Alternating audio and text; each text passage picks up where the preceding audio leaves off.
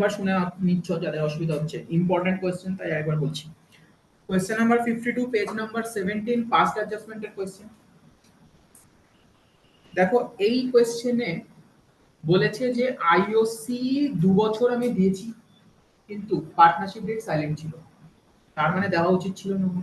Partnership date silent থাকলে কি হয়, Indian partnership act 1932 provision apply হয়, যেখানে বলছেন no IOC should be allowed to the partners.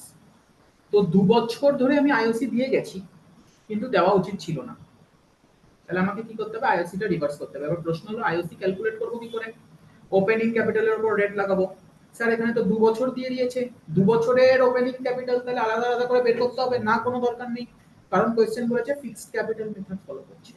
Fixed capital method follow করছে মানে প্রত্যেক বছরের ওপেনিং ক্যাপিটাল সেম আর সেটাই ক্লোজিং ক্যাপিটাল।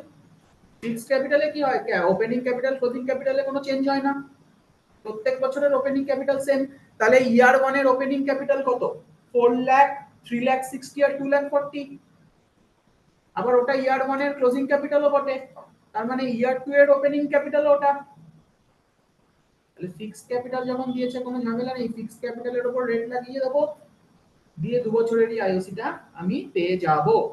তো আইওসি দেওয়া উচিত ছিল না, দিয়ে দিয়েছি, সেই জন্য আমি সবার আগে আইওসি কে রিভার্স করব। তো আমি ফরম্যাটটা আনলাম, ফরম্যাটে দেখো খুব মাইনিউটলি দেখো আমি লিখেছি এনস কারেন্ট, কিউস কারেন্ট, আরস কারেন্ট। কেন? কারণ ফিক্সড ক্যাপিটাল মেথড দিয়েছে, কারেন্ট অ্যাকাউন্ট দিয়ে হবে ফার্স্ট অ্যাডজাস্টমেন্টটা। ঠিক আছে, সবাই রেডি তো? ফরম্যাট করে আমি সবার আগে দেখো কি লিখছি, আমি লিখছি আইওসি রিভার্সড, আইওসি রিভার্সড।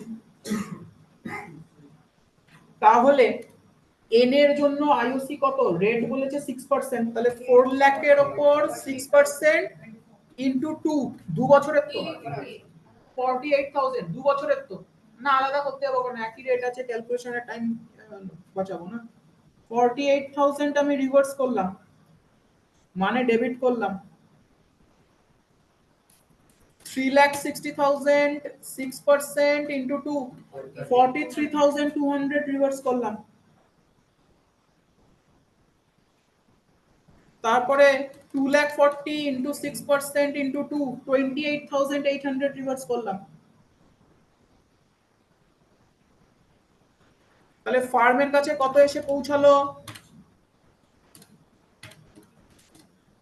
1,20,000।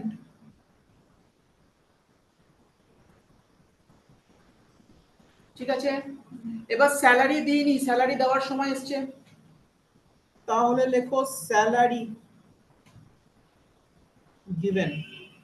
আচ্ছা একটা জিনিস কি ফলো করেছো, এই কোশ্চেনে কিন্তু পিএসআর এ কোনো ভুল নেই, প্রফিট শেয়ারিং রেশিওতে ভুল নেই, সুতরাং প্রফিট রিভার্স করারও কোনো দরকার নেই। তো স্যালারি গিভেন কত? একজনের 3,500 ইনটু 4, দুজনেরই পার কোয়ার্টার। হ্যাঁ, তো এটা হচ্ছে 14,000। ডেবিট না ক্রেডিট? আচ্ছা 2 বছরেরই বলেছে কি, স্যালারি দিইনি। আচ্ছা 28,000, এক বছরের স্যালারি 14, 2 বছরেরই স্যালারি দিইনি, আইওসি যেরকম 2 বছরের দিইনি, স্যালারিও 2 বছরের দিইনি, ক্রেডিট হবে। হ্যাঁ, আর তারপরে বলেছে আরেকজনের হচ্ছে 4,000 মানে 32,000 হচ্ছে 2 বছর মিলিয়ে, 4,000 পার কোয়ার্টার,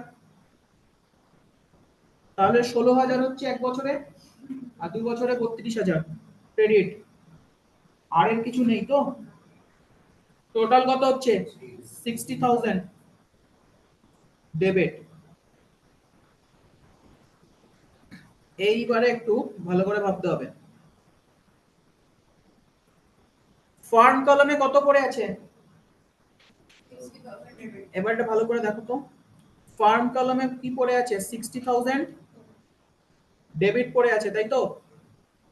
এই 60,000 কে আমি যদি 2 বছরের মধ্যে ভাগ করি, 2 বছরের কাজ করছি তো এখানে, 2 বছরের ভাগ করলে কি 30-30 হবে না?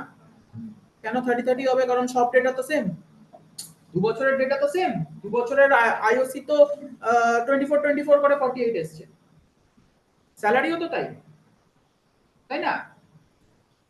যেহেতু একেবারে ইকুয়াল ইকুয়াল ডেটা চলছে, ইয়ার 1 এর ডেটাও যায়, ইয়ার 2 এর ডেটাও চাই, মানে এন্ডস কারেন্ট অ্যাকাউন্টটা কলামটা দেখো, 48 এর মধ্যে তো ইকুয়ালি ডিভাইডেড 2 বছরের মধ্যে। স্যালারি 28,000 তো ইকুয়ালি ডিভাইডেড 2 বছরের। সিমিলারলি বাকিদের জন্য তাই। তো ফার্মের জন্য যে 60,000 ডেবিট ব্যালেন্স পড়ে আছে এটা ইকুয়ালি 2 বছরের। আমি বলতে পারি একটা বছরের জন্য 30,000 ডেবিট আর একটা 30,000 ডেবিট। মানে লস যেটা পড়ে আছে 30,000 টোটাল 60,000। আমি বলতে পারি 30,000 অ্যালোকেটেড টু ইয়ার 1, 30,000 অ্যালোকেটেড টু ইয়ার 2। কারণ ইয়ার 1 আর ইয়ার 2 এর সব ডেটাই তো সেম। তাহলে 60,000 টোটাল আসলে ওটাও সেম হবে, 30 করে অ্যালোকেট হবে, তাই না? তাহলে দেখো তো এবার আমি কি করছি, আমি বলছি লস শেয়ার। আর ডেবিট ব্যালেন্স না, ফার্মের ক্রেডিট ব্যালেন্স পড়ে আছে, আমি একটু ভুল বলেছিলাম। ক্রেডিট ব্যালেন্স পড়ে আছে, তাহলে 30,000 ক্রেডিট হবে, ডেবিট না ক্রেডিট হবে, ঠিক আছে? তাহলে লস নয়, প্রফিট শেয়ার। এক সেকেন্ড দাঁড়াও, প্রফিট শেয়ার।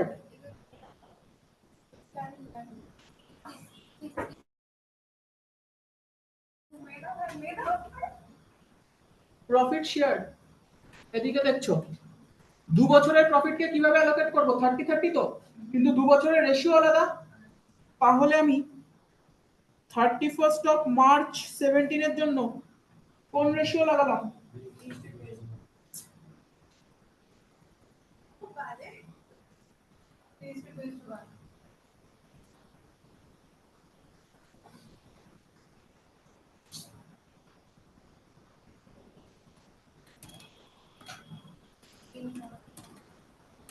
$15,000।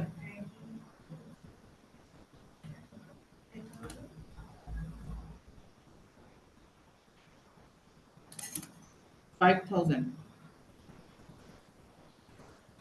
আর এই 30,000 হলো ডেবিট। আর নেক্সট ইয়ার কোন রেশিও যাবে? 5:3:2। 30,000 কে ভাগ করছো 15, 9, 6।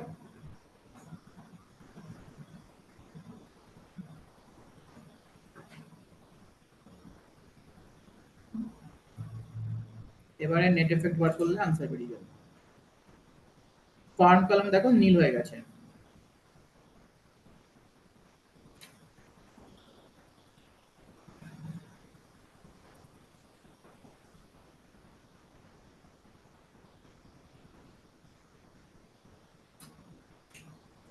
Net effect.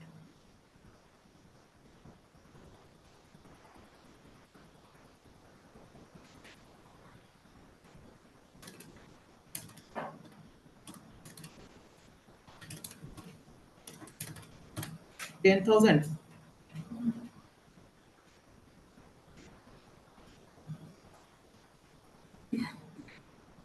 10,000 ডেবিট না ক্রেডিট, ক্রেডিট 10,000 ক্রেডিট।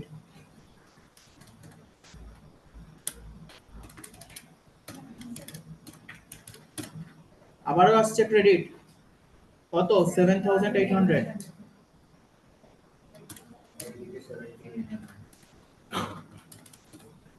17,800 ডেবিট। তাহলে এইখানে কেউ ছেড়ে দেবে না, এবারে প্রপার জার্নাল লিখবে।